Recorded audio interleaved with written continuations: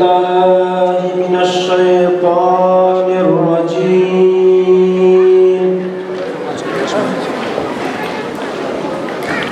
بسم الله الرحمن الرحيم.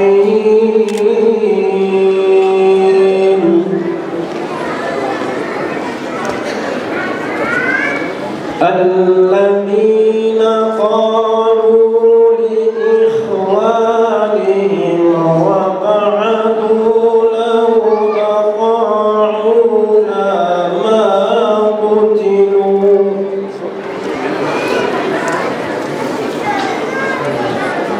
قل فادرءوا عن أنفسكم الموت إن كنتم صادقين. Değerli Müslümanlar, Şubat ayı şehadet ayı. Şubat ayı şehadet ayı. Allah'a hamdolsun artık günlerimizi, aylarımızı, haftalarımızı bir bir geri alıyoruz. Artık Şubat ayı geldiğinde ülkemizin her tarafında artık şehitler anılıyor. Tarihte iz bırakanlar tek tek yad ediliyor. Allah'a hamdolsun. Değerli Müslümanlar, ölüm ahirete varmak için bir köprü olarak düşündüğümüzde her canlı o köprüyü geçecektir. Yani ab-ı hayat içen hiç kimse yoktur. Bütün canlılar ölecektir. Hani Rabbimiz Celle Celaluhu buyuruyor ya: "Kullu nefsun zâikatul mevt, thumme ileyna turcaun." Bütün canlılar ölümü tadacaktır ve bize döndürülecektir.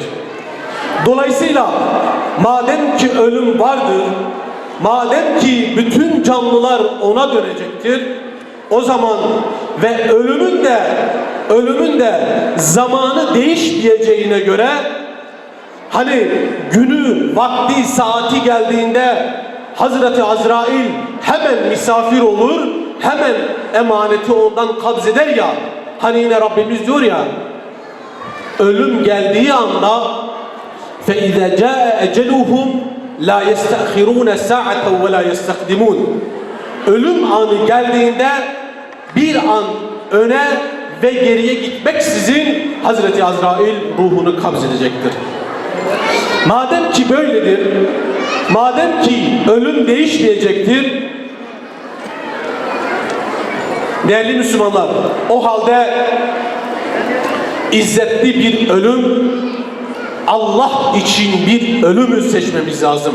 İşte Allah için seçilen ölümlerin en şereflisi de şehit olmaktır. Rabbim bize nasip etsin inşallah. Değerli Müslümanlar, peki şehit nedir? Hani dünyada birilerinin dağıttığı bir unvan gibi görünüyor ya, herkes şehit diyor. Alnı secde değmeyene şehit deniliyor. Allah'ın, peygamberin ve İslam'ın ne olduğunu bilmeyenler de şehit deniliyor. Ne yaptığı belli olmayanlara şehit deniliyor. Deniliyor ve deniliyor. Oysa şehit kavramı bilmemiz gerekir ki inancımızın, İslam'ın ve Müslümanlara ait olan bir kavramdır. Bu kavramı da Resul-i Zişan aleyhissalatu vesselam şöyle izah ediyor. Men qatele letekune kelimetallahi hiyel ulya. Allah'ın kelimesi yüce olsun diye cehdeden, gayret eden, çalışan, çırpınan ve o yolda vurulan kişi şehittir. Bunun dışında kim falan kes şehittir dediği anda biz düşünmemiz lazım. Eğer önderimiz Hazreti Muhammed aleyhissalatu vesselam onun için şehit dememişse biz diyemeyiz. Ey şehadet! O bir çağlayandır.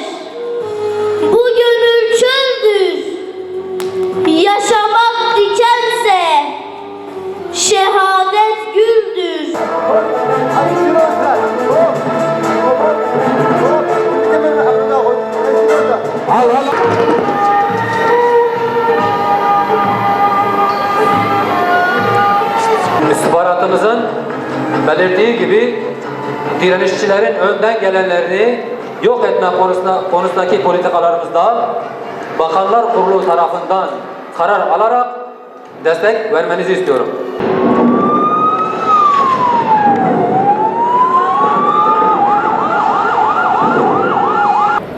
Ya Rabbel Alemin, Ya İlahi, Ya Kerim, Ya Rahim.